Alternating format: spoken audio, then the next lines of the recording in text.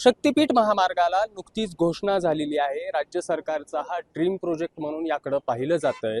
मात्र राज्यभरातल्या शेतकऱ्यांचा या महामार्गाला विरोध होतोय। याच धर्तीवरती लातूरमध्ये सुद्धा आता शेतकरी आक्रमक झालेले आपल्याला पाहायला मिळतात। आज 1 जुलै रोजी शेतकऱ्यांच्या जी भूसंपादन केली जाणार आहे त्याची आज मोजणी होणार आहे आणि शेतकरी आक्रमक पवित्र्यामध्ये आहेत। भूसंपादनाची जी मोजणी आहे ती न होऊ देण्यासाठी शेतकरी एकत्रित आलेले आहेत। दादा, नेमकी काय भूमिका आहे आता आपली, काय सांगा?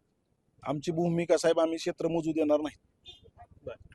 आम्ही 13 गावाचे लोक, इथं लातूर तालुक्यातले 13 गाव आहेत, त्या 13 गावातले लोक सर्व इथं जमलेले आहेत। आम्ही 13 गाव सोबतच आहोत। मराठवाडा सोबत आहे, पण इथले 13 गाव तर होऊ देणार नाही। बळ लादलेला शक्तीपीठ महामार्ग आहे।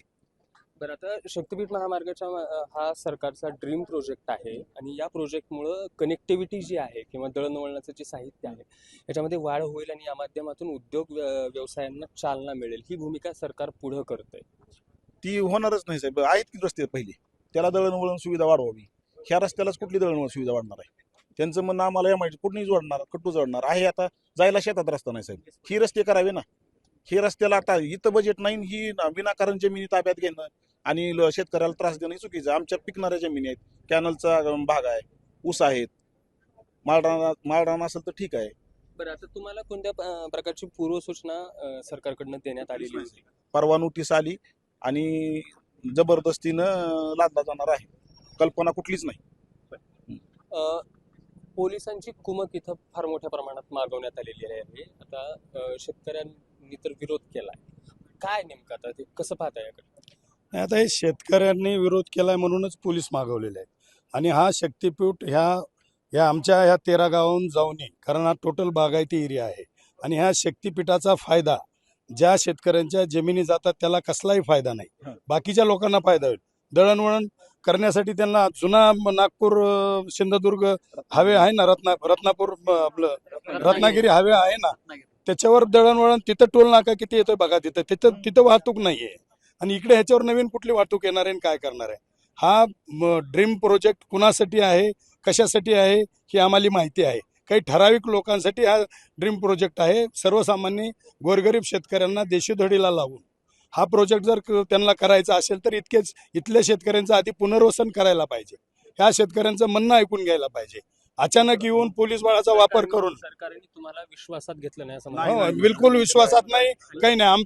आम्हाला काय भाव मिळणार हे सुद्धा माहित नाही, किती जमीन जाणार ही माहित नाही। अगोदर आमच्या सोबत सगळ्या बरोबर चर्चा केली पाहिजे। आमची सहमती झाल्यानंतरचा हा पुढचा विषय मोजणी आणि संयुक्त करणे। हे अगोदरच डायरेक्ट संयुक्त मोजणीला सगळे अधिकारी बोलवून घेऊन असे नाही शेतकरी करायला लागले तर पोलीस बळाचा वापर करायचा प्रयत्न करायला लागलेत।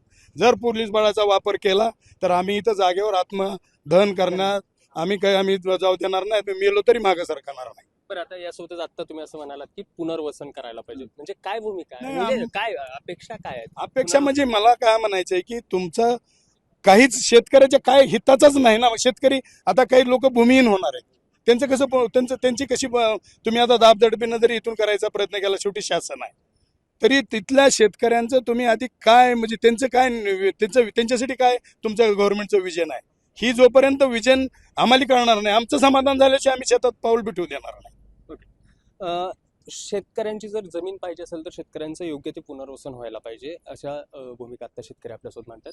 सर, नेमकून आता लातूर जिल्ह्यामध्ये किती क्षेत्राचं भूसंपादन होणार आहे आणि काय नेमकं आता शक्तीपीठ महामार्ग तर राज्य सरकारने डिक्लेअर केलेला आहे, कसं पाहताय याकडे? लातूर जिल्ह्यामध्ये गॅजेटनुसार जर बघितलं 7 मार्चच्या तर एक 550 हेक्टरपेक्षा जास्त जमीन याच्यामध्ये बाधित होती।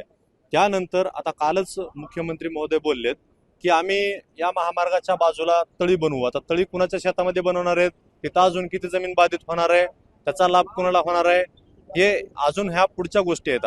सगळ्यात महत्वाची गोष्ट ही आहे की या भागातून हा महामार्ग आणला कशासाठी, हा लादला जातोय का, आणि तोही जबरदस्तीनं का लादला जातोय।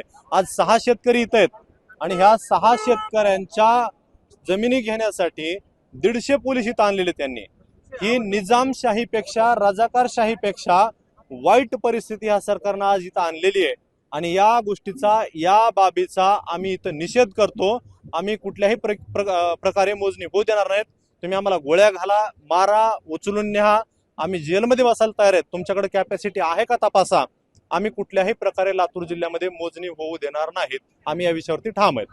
शेतकऱ्यांची भूमिका ही कुठल्याही स्वरूपाची मोजणी होऊ देणार नाही व भूसंपादन कुठल्याही परिस्थितीत होऊ दिलं जाणार नाही अशी भूमिका आता या शेतकऱ्यांनी मांडलेली आहे. Rishikesh Holkar, Maharashtra times online, Latur.